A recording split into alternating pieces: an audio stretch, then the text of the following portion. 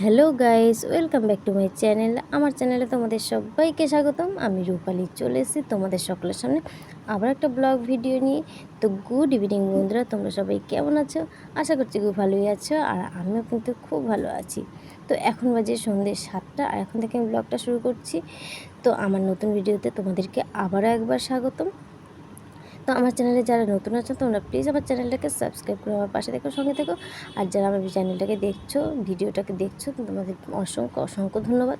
তো চলো বেশি বক না করে ভিডিওটা শুরু করে দিই। তো দেখি চলো রান্নাঘরে আজকে কি করার আছে। তো আজকে একটা স্পেশাল রান্না হবে, তো চলো দেখা যাক। তো চলে আসলাম আমি রান্নাঘরে। আর আমি কিন্তু আমার রোজগারের মতো আমি কাটাকাটি রান্নাবান্না শুরু করে দিচ্ছি। তো আজকে আমি রান্না করব না, আজকে আমার ননদ রান্না করবে। তো আমি একটু গুছিয়ে গাছিয়ে দিচ্ছি। তো আমি আলু টালুগুলো ছাড়িয়ে দিচ্ছি, কেটে কেটে দিচ্ছি।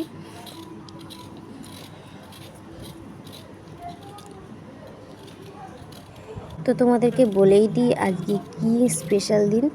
আজ হচ্ছে জামাই ষষ্ঠী। তো মায়ের খুব শরীর খারাপ, তো তবুও মা আমাদেরকে ডেকেছিল যাওয়ার জন্য। তো আমরা বারণ করে দিয়েছি, কারণ উনি তো আমাদেরকে কোনো কাজেই হাত দিতে দেবে না, সব কিছু নিজে করবে। তো সেই জন্য আমার হাজব্যান্ড বললো যে না, যাব না, পরের বছর যাব। তো সেই জন্য আর এই বছরে আমাদের যাওয়া হলো না। তো এটা জাস্ট কালকে তো কিছু তো টিফিন নিয়ে যেতে হবে অফিসে। তো সেই জন্য বললো তাহলে অল্প করে মাংস নিয়ে আসি, আজ রাতেও হয়ে যাবে আর কালকে অফিসেও নিয়ে যেতে পারবে। তো সেই জন্য আজকে অল্প করে মাংস নিয়ে এসছে। তো সেই জন্যই আয়োজনটা করছি আমরা। তো দেখো এখানে কিন্তু আমি আলুগুলো কেটে নিয়েছি, কারণ মাংসতে আলু দিয়ে দিতে হবে, না হলে হবে না। আর এদিকে দেখো দুরকমভাবে পেঁয়াজ কেটে নিয়েছি, আর টমেটো আলু সব কিন্তু কেটে নিয়েছি। আর আদা বাটা কিন্তু কড়াই থাকে আমাদের। আর এইদিকে দেখো মাংস নিয়ে চলে এসছে। আর আমার শাশুড়িমা মাংস ছাড়াচ্ছেন, মাংস ধুচ্ছেন, কারণ আমি এগুলো করি না, আমার ভালো লাগে না মাংস ধুতে। তো সেই জন্য আমার শাশুড়িমা মাংস ধুচ্ছেন। তো যাই হোক, এদিকে আমি আটা মাখতে বসে পড়েছি। তো আজকে ও বাড়ি যাওয়ার খুবই ইচ্ছা ছিল, যেহেতু আজকে জামাই ষষ্ঠী, ওই বাড়িতে যাওয়ার ইচ্ছা ছিল। কিন্তু দুদিন ধরে আমারও শরীরটা ভালো যাচ্ছে না, জ্বর ছিল আমার। তো সেই জন্য আমি দুদিন ধরে ভিডিও দিতে পারিনি তোমাদেরকে তো আমি আগেই জানিয়েছি। তো যাই হোক, সেই জন্য আজকে একটু অল্প করে মাংস নিয়ে আসা হয়েছে। ওই বাড়িতেই অল্প করে মাংস রান্না করে আর কি খাওয়া হবে, এই আর কি। যেহেতু মন মেজাজ ভালো নেই, ভালো লাগছে না, যেতে পারিনি ও বাড়িতে। তো সেই জন্যেই কিন্তু এইটুকু আর কি আয়োজন করা হয়েছে।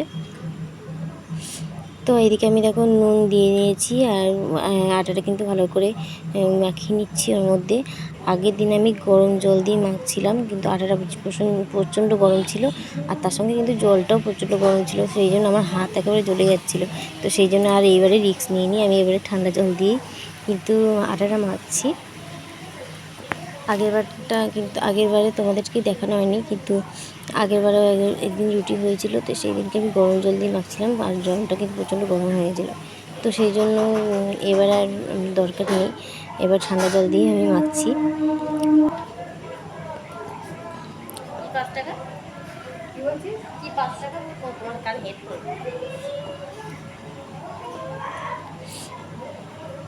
আর যেদিনকে মাংস ভাত হবে, বা মাংস রুটি হবে, বা মাংস লুচি যাই হোক না কেন, সেদিন আমার ছেলে একেবারে আনন্দে লাফালাফি করতে থাকে। আজকে এখনও পর্যন্ত পড়তে বসেনি, আজকে রবিবার।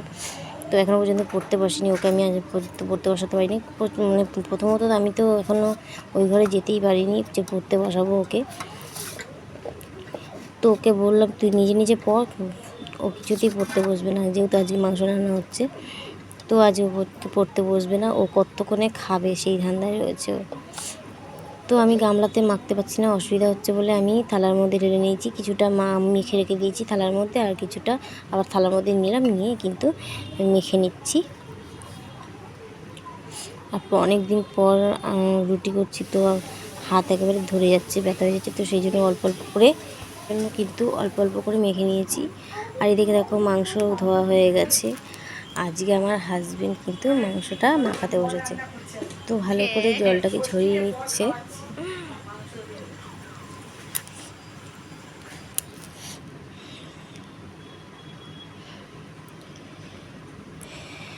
তো ফার্স্ট টাইমে কিন্তু নুনটা দিয়ে দিলাম।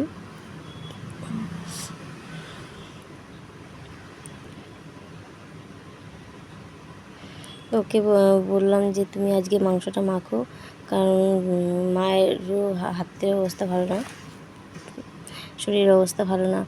তো সেই জন্য ওকে বললাম তুমি মাংসটা ম্যারিনেট করে দিয়ে তারপর যাও। তো মাংসটা ম্যারিনেট করে দিচ্ছে। বেশিরভাগ দিনটা কিন্তু ওই ম্যারিনেট করে দেয়, কারণ ও এগুলো করতে ভালোবাসে, তো সেই জন্য ওই ম্যারিনেট করে। আবার অনেক সময় শাশুড়ি মাও ম্যারিনেট করে দেয়। তো আজকে বললাম তুমি ম্যারিনেটটা করে দিয়ে যাও, তো সেই জন্য বসলো ম্যারিনেট করতে।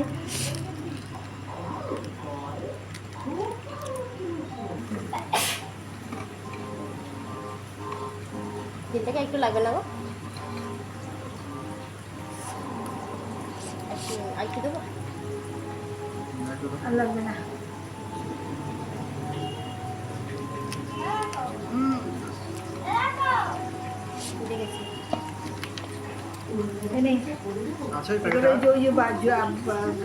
ইয়েতে জল আছে না, তাহলে এখান থেকে জল দিয়ে ধুয়ে দে। মাটিতে রাখলি কেন? এটা না, আচ্ছা ওই তো নতুন তো কতটা আছে? অনেকটা আছে। তাহলে ছেড়ে দাও। বল হ্যাঁ, লক্ষ্মীর ভান্ডার। দেখো মেখেছি, কালার দেখো, আর এভারেজ দিয়ে মাখলে কালার কোথায় চলে যাবে। তাও তো।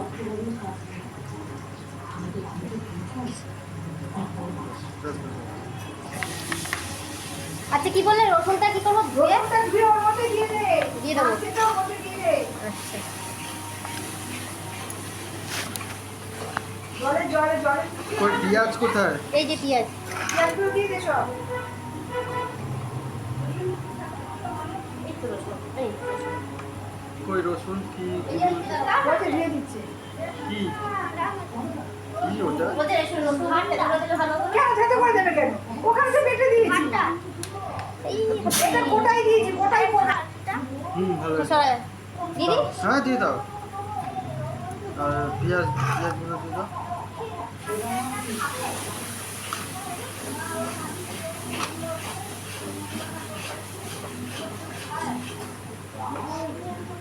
হয়ে চাল পড়ে আছে, জিরে গুঁড়ো, পড়ে আছে। জিরে গুঁড়ো দে। ওখানে দিয়েছি জিরে গুঁড়ো? না না এখানে দিই দেবো। একদম অল্প অল্প অল্প অল্প অল্প। হ্যাঁ দাও। ব্যাস ব্যাস ব্যাস ব্যাস ব্যাস। জিরে গুঁড়ো এখানে না দেওয়াই ভালো। দে আমাকে দে, আমাকে দে, আমাকে দে। তো এদিকে দেখো ম্যারিনেট হয়ে গেছে। তো কিছুক্ষণ ঢেকে রাখার পর তারপরে কিন্তু তার মধ্যে মশলাটা কষানো হয়ে গেছে, তারপরে কিন্তু চিকেনগুলো সব দিয়ে দিয়েছে কড়াইয়ের মধ্যে। তো এদিকে দেখো তেল ছেড়ে দিয়েছে, কিন্তু ভালো করে কিন্তু নেড়ে চেড়ে নিচ্ছি।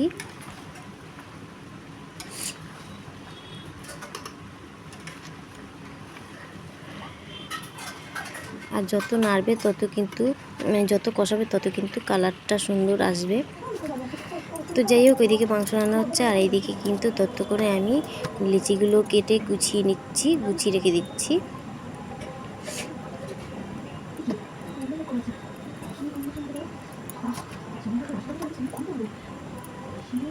লিচিটা একটু বড় বড়ই করছি, কারণ রুটিটা একটু বড় বড়ই হবে, তো আর পাতলা পাতলা হবে, তো সেই জন্য লিচিটা একটু বড় রাখছি। তো দেখো আমার কিন্তু লিচি কাটা হয়ে গেছে, আর আমার কিন্তু গোলগুলো করা হয়ে গেছে। তো এইদিকে কিন্তু মাংস রান্না হয়ে গেছে, আর আমি এইদিকে রুটিগুলো বেলে দিচ্ছি।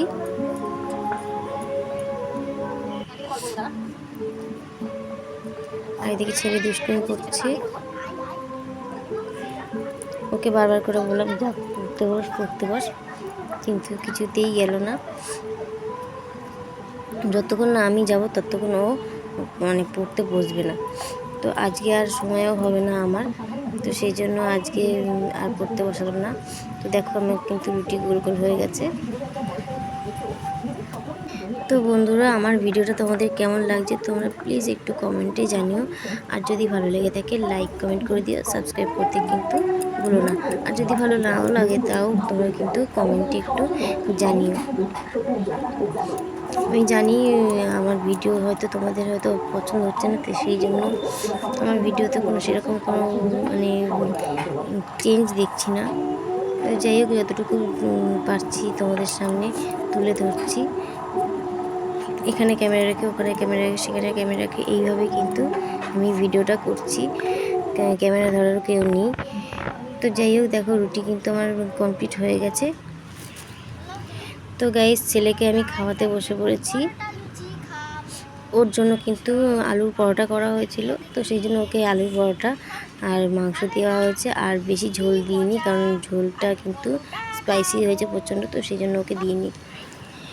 তো বন্ধুরা, ছেলেকে খাওয়ানোর পর কিন্তু আমরাও খেতে বসে পড়েছি সবাই মিলে একসঙ্গে। তো চলো আজকের ভিডিওটা এখানে শেষ করছি, নেক্সট ভিডিওতে আবার দেখা হচ্ছে। টাটা, বাই বাই, ভালো থেকে সুস্থ থাকে।